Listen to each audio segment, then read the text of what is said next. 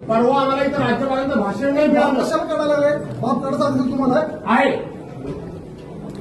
तुम्ही सिनियर सदस्य मग ठीक आहे. मग काहीतरी ठीक आहे. शिकतो बघा ना. मग ठीक आहे. आता एवढा कशाला करायला? तुम्ही पण एवढा थांबा, मी एवढं थांबतो. बाप नाही काढायला पाहिजे. पुन्हा ते पुन्हा बोलतो तर मी काढतो. मग तुम्हाला काय करायचं का? हा तुमचं बाप काढा. काढा. तुम्हाला काढायचं काढा. चुकीचं काय केलं तर बरोबर आहे. तुमच्याकडे मला शिकायची गरज नाही. मला शिकायचं कारण मी सत्ताधारी सदस्य प्रशासन अहो, असो सत्ताधारी पक्ष असू दे, सत्ताधारी आणखी 2 मंत्री असू दे, काय बाप कशाला कोणाला काढायचं? बाप नाही काढायचं. हे काम इथं खाजगी काम कसं तुम्ही आहे? त्यांच्याबद्दल फार आक्षेप घेता. पक्षाचा बाप नाही काढायचा. सरकारी नोकर हे कसं काय काम करू शकतात?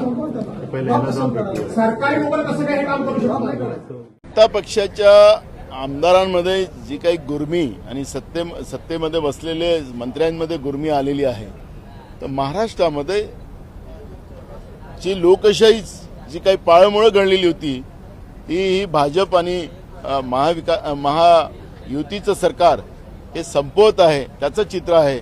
भास्कर जाधव सारख्या एका ज्येष्ठ सदस्याला या पद्धतीनं सत्तापक्षाच्या आमदारांनी धमकवणं हे बरोबर नाही, त्याचा आम्ही निषेध करतो.